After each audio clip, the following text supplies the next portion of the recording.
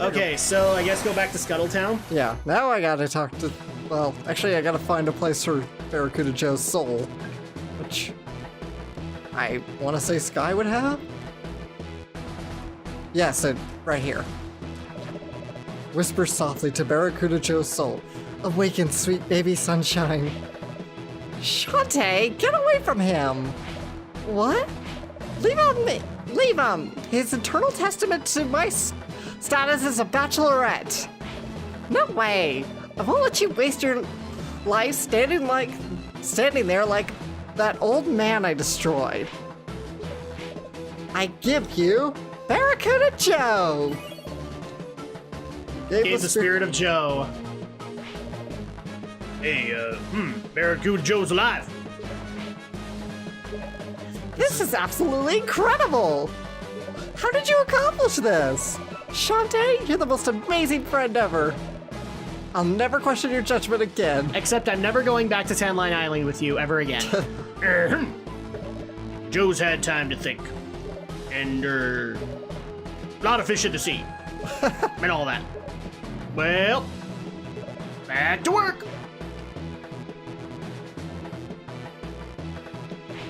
What? Come back and bury me, you scumbag! I'm gonna go too. See ya, Sky. Or Sky. And yeah, this became an anime very quickly. Kerpow, we're all set. Thanks, girly. Glad you finally decided to join the winning team. Oh. Look, I even drew my own fan art of how your Ammo Town uniform would look. That's small. Pew pew! But first, I've got other business to take care of, maggot. Let's run down the checklist. Power at maximum. Aye, sir. Firing station. Finger on the trigger. And you're sure that targeting module is installed properly? She's up to code. It's not gonna miss. Meaning it's going to hit the target, right? Absolutely. She's locked on the palace, sir. Wait, stop! You can't do this! There are people in the palace! You're gonna defend those mopey old bureaucratic busybodies? If any survive, I'll give them new jobs right here at the new Sequinland HQ. Ha ha ha ha ha! No! Fire on my mark. 3, 2, 1. Firing palace disruptor cannon. In this shocking reveal, Shantae is the bad guy. Fresh, cool air. The smell of victory fills my nostrils. When the Ammo Baron destroys Sequinland Palace, I will become incredibly wealthy. Even beyond my wildest dreams. I will create weapons even more terrible than before! Soon the real power in Sequinland will be me! Me! The Techno Baron! Har har har har! That is one chubby-looking green bird. That was an ADD moment, ladies and gentlemen. Well done, Bolo.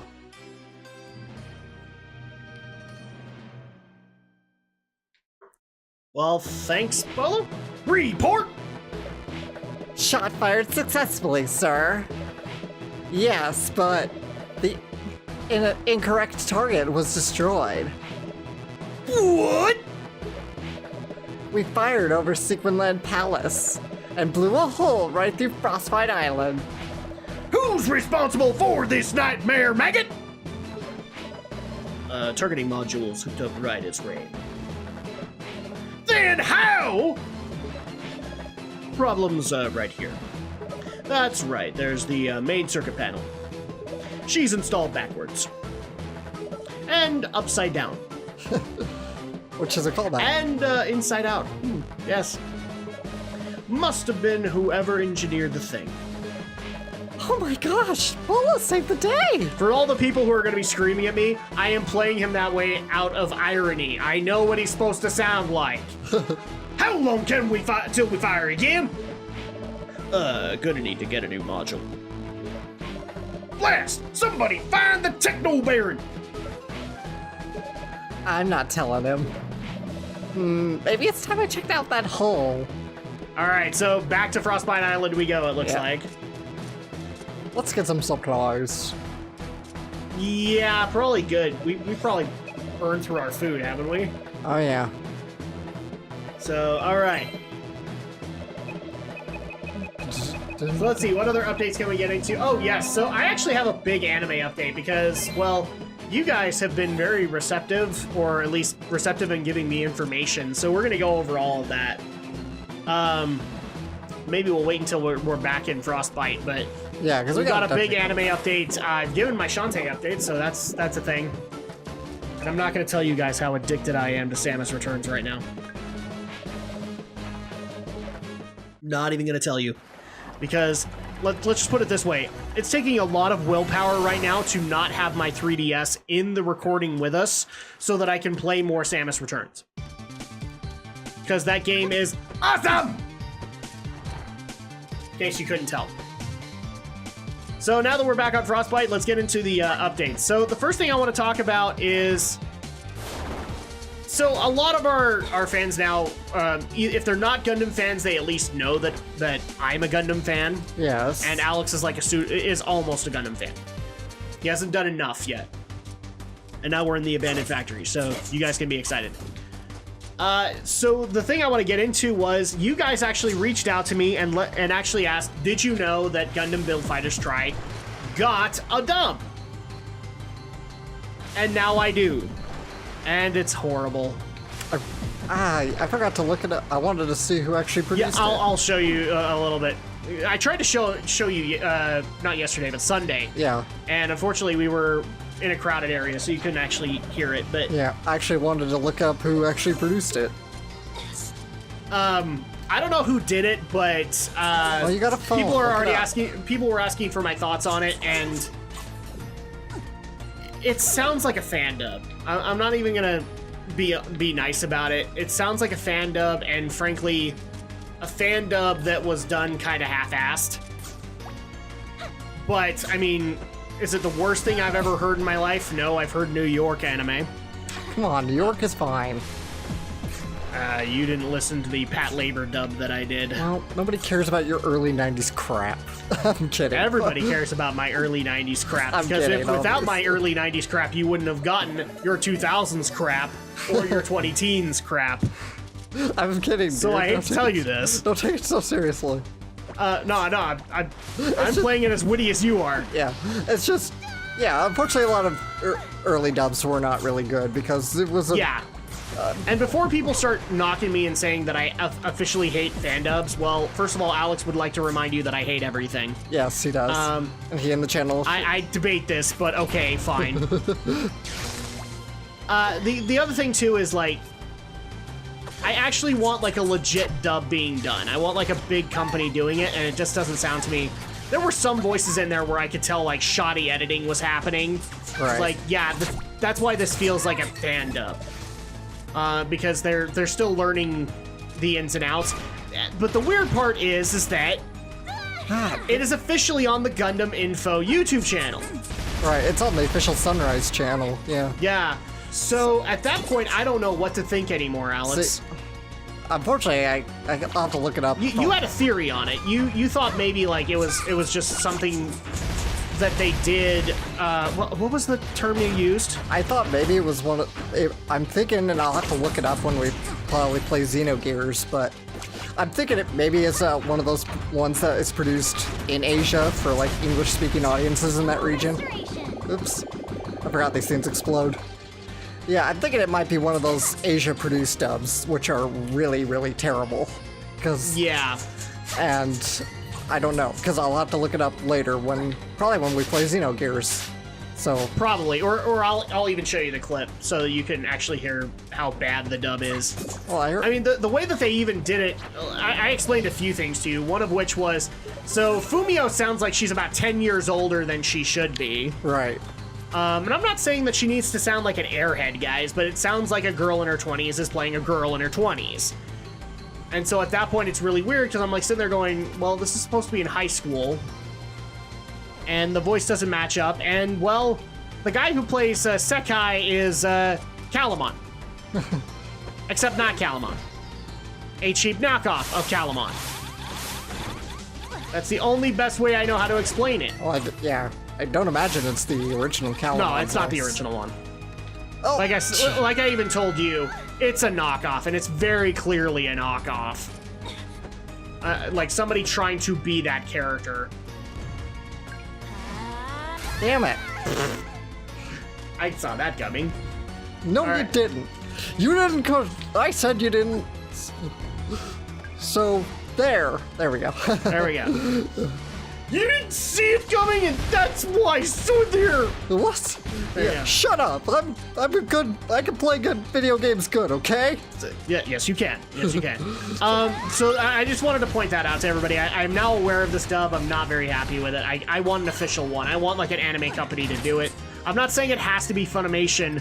It wants, yeah, somebody like Sentai Filmworks. I'm on the fence right now. Somebody but like- we'll get there. Well, somebody like Bane Zoom or Studiopolis or any of the more professional companies say out Viz? there. What? Do you say Viz? Well, Viz is a publisher. They're not. Okay. They don't do the dubbing themselves. I'm trying to think who does most of the Viz ones though. A lot of Viz is done by like companies like Bane Zoom Entertainment. Okay, yeah. So having a cast like that, I don't have to have Funimation. In fact, I don't think we're gonna get Funimation. No, sadly. But yeah, having like Bang Zoom do it might be fine. Or NY AV Post. I'm just not sure about Sentai because, well, the next thing I want to get into is other people also reached out to me and went, "Did you get the season 1 dub of Food Wars?" Since I mentioned in a previous video that I had watched Food Wars and was a fan. It was the dumbest thing I'd ever seen, but it was amazing while I was watching it. So yes, I'm a fan. I did not know that the dub had come out, and I have since gotten it. And I have issues with the dub. Yeah. So I actually I clarified with Alex, like, if I'd actually seen anything from Sentai Filmworks. And yes, I had, because, I mean, you've brought K-On! To me, and Angel Beats is also from them. Well, K-On! Was dubbed out of house by Bane Zoom, but Angel Beats is dubbed in house by them, so I don't know what's their excuse. Well, this was done in-house, I'll tell you that much. Most of the time it's done in-house by Sentai. And I'm not happy with the dub. So, before people jump down my throat, most of the voices are fine. Most of them are. There are a few that I don't agree with the dub's direction that they took the character. And here's a couple of examples. The main adversary of Yukihira Soma is supposed to be, basically Whoa. primped and perfect popular girl Right. kind of thing. And it's because she is the god tongue. She can taste anything and therefore see all of the flaws in it or see the perfection of it. Okay? That's literally one of her nicknames, Alex, is she is the god tongue. How did the Sentai dub handle this? By making her a Valley Mean Girl. Right. And didn't even say her name right. Because they actually gave her like a little bit of a southern accent. Right. So it's like, don't you understand who I am? I'm Nakari Ale, or I'm Nakari Arina. I'm the god tongue. You do not understand. I was like, okay. Yet the person who played her off as snobbish and elegant in the Japanese dub. Like, she feels snobbish. That's why you hate her. Is because she just is the snobbiest piece of crap you've ever come across. And they instead decided to go Valley Mean Girl with her. I mean, seriously. It's the dumbest thing ever. The other one that irritates me is her grandfather, who is actually the director of the Food Academy. Right. Nakiri Senzaimon is his name. He is literally called the Demon of Cooking. He is muscular beyond belief. In fact, one of the jokes of the series when he gets involved is when he's doing food judging, if he has bared his chest to you, then you have won. You're the guy that won the food duel, so to speak. Because it's always emphasized in the episodes like, oh, when did he go bare-chested? We didn't know. In fact, one of the jokes I really love is that one of the more subtle female characters does a duel, and it was pretty vicious. It was actually from a guy who's like super aggressive, and he's one of the judges for their duel, and she actually makes something that's comparable to him. He wins, but a lot of people think the reason he didn't win was because Senzaemon didn't go bare-chested. Right. And then we find out as soon as they start leading the judges out of the arena, he suddenly has to go to the bathroom. Okay. And his granddaughter's like, why do you have to go to the bathroom? And then you go into the bathroom and he's basically sitting there going, oh wow, I'm glad I caught this when I did, otherwise this would be really embarrassing, because he didn't go bare-chested, but, well, his underwear came apart. Okay. So, now, here's the thing. The guy that she was facing off with, he went bare-chested for. Really? That was just a... But for her, he lost his, I don't know what it's called, but he lost his loincloth. Right.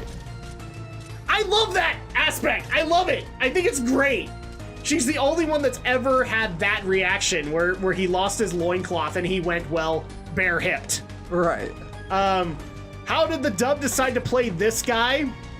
And of course, the other thing too, the sub, the original Japanese dub, played this guy off like a Japanese villain. He's like, and let the cooking contest begin, you know, like that voice. Mm-hmm. How does the dub play him out? Oh, hi. Welcome, everybody, to the Totsuki Academy. And let's go ahead and have our food wars. Literally! Wow. That is the voice! He is Leery Old Man from whatever anime you want to bring up right now. Did I remember to take my medicine this morning? Well, that took the intimidation out of that character right away. Because he's supposed to be intimidating. So, where Erina is being called the God Tongue, he is called the Demon of Cooking. Right. He is called the literal devil of cooking. And how does he sound? Oh, I don't know. I may have broke my hip. I don't understand. Oh, Jiminy freaking Christmas! This dub is a miss! And they just have voices here and there that don't make sense. It's just sad. The father and son of the show sound like they're the same age. Oh, wow. Okay? I can tell how much effort Sentai Filmworks put into this, and it's disappointing. Which is more disappointing to me because I haven't been able to confirm it, but I believe they were in competition with Funimation to get the property, and they won because they were cheaper. Well, no freaking duh! Oh, jeez. That's the problem. Sentai's been so sporadic with their dubbing lately. It's like half the time they won't dub a show that really warrants one, and then they will for a show that doesn't need one. Yeah, so it sounds to me like they have kind of a hit or miss mentality, or Yeah. a hit or miss record. Yeah, that's pretty much been them. They've been very hit and miss. They've had... Because I like the dub of Angel Beats. Yeah. I like mean, that. And that was from the days when they were just starting to get back to dubbing. Because Sentai Filmworks was once ADV Films, and... Although now I actually want to go watch Angel Beats again just to see if I hear similar voices You might. from Food Wars, because that's going to be disappointing. Because, like, if I find the guy who played, like, Soma, I'm not going to be as disappointed. But if I find the guy who plays Soma's dad, disappointed. Because, like, literally, that's one of those characters I would love to have Travis Willingham, or even... Travis is in California, so... Or, oh, I can't remember his name, but he's, like, usually a default kind of guy for that voice. I don't... I'm thinking of people he's played. I think it's Crispin Glover is his name. I want to make sure because I've mixed up actors before. Crispin Glover's Back to the Future. Crispin Freeman? Crispin Freeman. Crispin Freeman. So he's like that default, you can do it, I know you can. Yeah. That's who should play this character. Well, again, that's someone you won't get because he's a California-based actor, and therefore he does a lot of video games, and therefore too good won't do anime much. Well, you these know days. what? I would gladly take him over who they actually got to dub. Of course. Guys, I would have taken Scott McNeil over this guy because you know what? Scott McNeil is recognizable, but he's that lovable kind of recognizable, okay? I'm friggin' lost. In fact, you know what? Now I want Scott McNeil to play the dad. Because he would have gotten it. In fact, it would have actually been funny to hear some of the lines that Joichiro does say. Although I also wouldn't mind it if Scott McNeil played Dojima Gin. So... Anyway, so yeah, there you go. I'm gonna finish the dub. I haven't finished it. I'm like halfway in. You're not just gonna switch to subtitles? I'm considering it. I really am. Because I like Food Wars. I would have no problem owning it. So people don't get the wrong idea here. I have no problem owning season 1. I like Food Wars. In fact, I'm really happy that season 3 is coming soon. So that's not my problem. My problem is the dub is just, it's crap-tastic. There are very few where I think they hit the nail on the head, but they are few and far between in that show. Like, so a lot of the voices are questionable. Like, you could have found somebody to play them better. The only ones that I could say are decent are Soma and Megumi. Megumi and Soma are played, in my opinion, the better of any of the other roles. So, that being said, there's my other updates before Gundam. And now back to a regularly scheduled Gundam program. So drak&shadow update! Not quite concluded. So I have been able to watch additional episodes into 0083, and I wish I had more to report on it, but it's like the middle of a series. It really is. So we're kind of having the same conflicts happen in the series that happens in any of the other Gundam series. Because, I mean, I said it before in the previous episode or the previous time I talked, where they're kind of setting things up in 0083 as, here are your two protagonists. Right. Well, your protagonist and your antagonist, but you follow both. There's no key. Very much Gundam, you know, like where you were following Amuro, you were also following Char. In this case, you were following Ko Uraki, who is the protagonist, and what's his name? That's his title. I'm thinking of the Nightmare of Solomon, and that's his. Anavel Gato. Anavel Gato is the antagonist. He's the guy with the nuclear Gundam. Right. And the one thing I'm noticing in the episodes that I have watched is you're starting to see like the internal workings of both factions, and nobody really is a good guy at the end of it. Like, because when you follow Gato, you start to realize that the beloved commander that he serves is starting to adopt more of the extreme elements within Zeon, and therefore is creating a bunch of problems within the regime.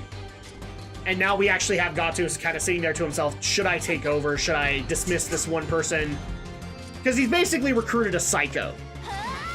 I don't remember her name, but he recruits a woman that is absolutely has such a hard-on for war. Okay, the only time I've ever seen somebody have a hard-on for war like this is probably Dorothy Catalonia, okay? Right. Except Dorothy never got involved, so to speak. This woman will get involved. She has her own mobile suit. She'll get into the tussles. Damn it! Okay. We're having AVGN moments here, guys. Don't worry about it. I'm fucking lost here because I need a key, but there's no keys. Well, we just need to find a key then. Can you not jump down? No, I can't jump down. Oh. Like, there's one That pit is really inviting. It's like, I need a key, and it's fucking hot in here. I know, right? It is hot in here. I'm not complaining just because Alex knows I'm complaining on the inside. That's the way it goes. But yeah, that's the thing. So you're realizing there are evil elements within Zeon, but there's also evil elements within the Federation. Right. Because this psycho girl, she actually has a secret deal going on with Anaheim Electronics. the company that makes the Gundams. So we all think that Anaheim is not involved in the war. They are very much involved in the war. They just fuel both sides, Right. kind of thing. So it's like, oh, well, you know, you thought you were on the right side. Guess again.